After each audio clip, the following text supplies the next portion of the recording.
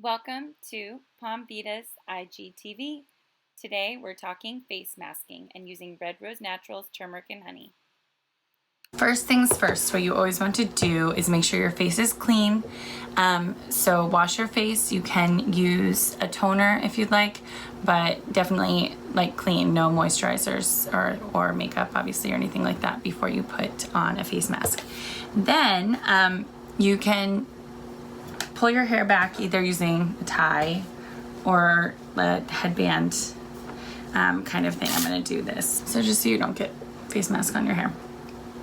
Next, what you need are, you need something for at the end to wash your face mask off.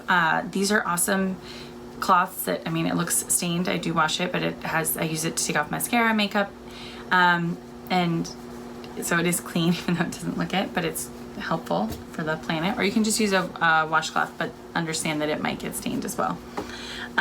You need a bowl of some sort. I have two varieties here, silicone and a plastic. I really actually want to get a nice ceramic one, but we're working on that. You need some water or apple cider vinegar. You need a face mask. I'll get to that in a second.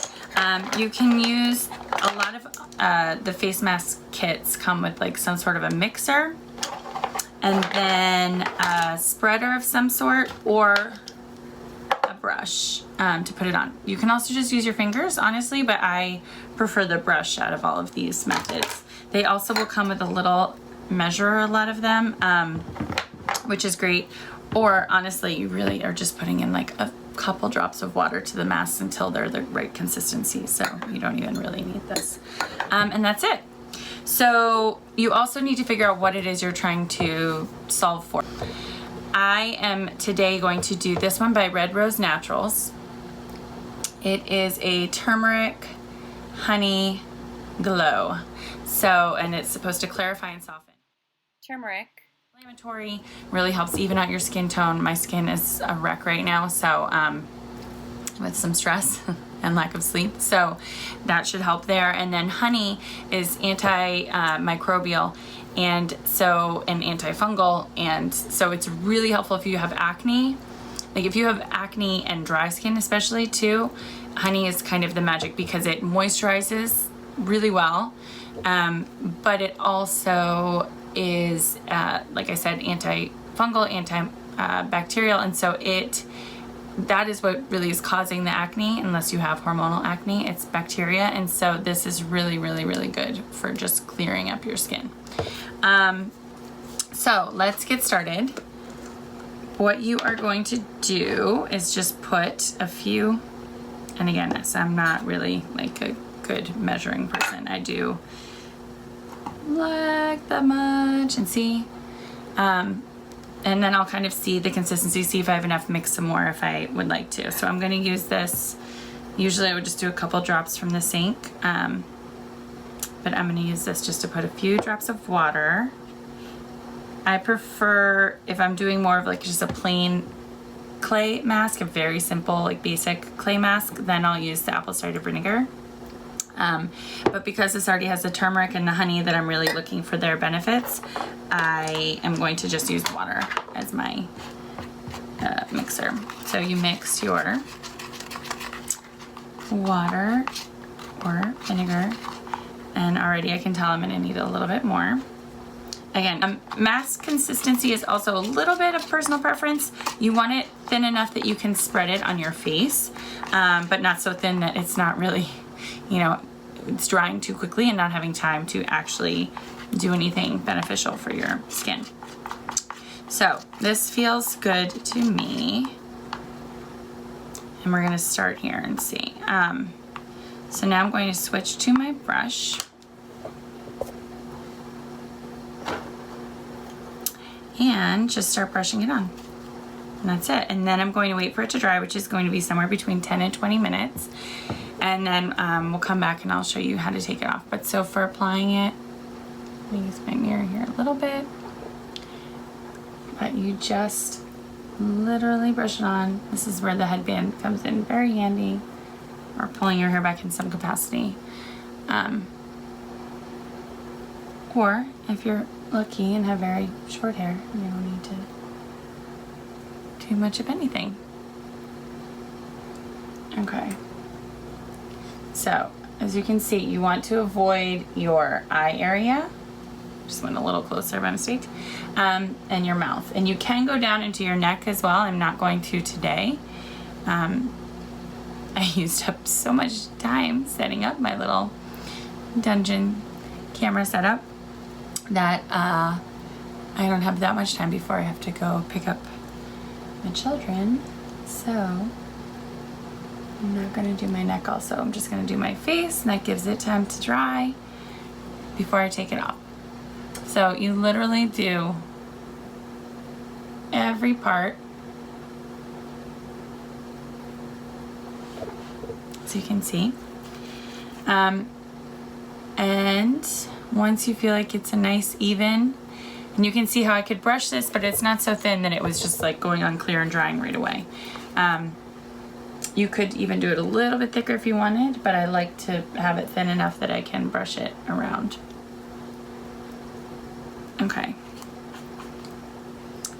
And again, definitely, especially if you're doing like a moisturizing mask, it's great to include your neck because that area shows age really quickly, and it's best to keep it as moisturized and supple and hydrated as possible. So any mask like that. If you're doing like a clay mask that's really meant to kind of extract things from your pores, tighten your pores, it's not as necessary on your neck typically, unless you do have some acne there. But yeah, you kind of figure out depending on the type of mask. So that is the finished application. I'm going to let it dry and come back and show you how to take it off and what it looks like as the finished product. Okay, it's hard to talk because this does not get super light when it dries, but it does get tight, so it is hard to move my mouth. Let's see, if I do a big one, it'll crack, but it might hurt a little. But just so you see, yeah. So it's definitely dry. So warm water works even better, but for this purpose, this is what I have. So I'm literally going to just, I'm gonna stop saying literally first of all, I promise.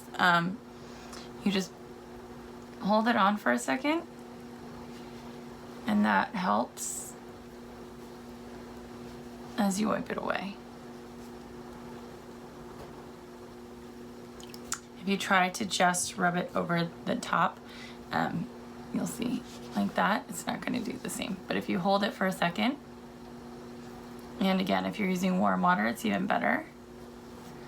Do like this. So this brings me to another point I wanted to make, which is the best time of day to do a mask. I mean, honestly, obviously you can do one whenever you actually find the time to, which I know is hard enough.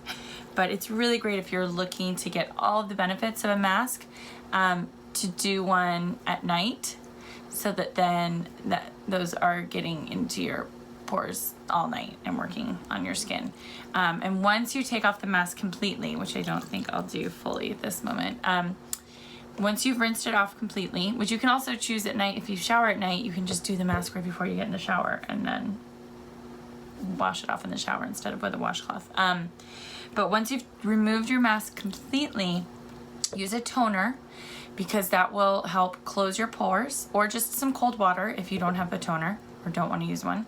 But cold water or a toner to close your pores so that all of this goodness stays in, and then you can put on a serum and or a moisturizer. Or, especially if it's a moisturizing mask, just do the toner or the cold water and let it sit or sleep, so that it is really working on your skin. But it's definitely also fine to put on a serum or moisturizer over the top. But that is basically it. So this is the removal, and at the end I will take a picture once it is all the way off and post it so that you can see the benefits of this particular mask. But I've done it before, and it's an amazing, amazing glow. It's really, really awesome. So I will post that picture later, and if you have any questions about anything to do with masking or this particular mask by Red Rose Naturals, which we will have on Palmvita, please just leave a comment, and I promise we'll get right back to you. All right, thank you for watching.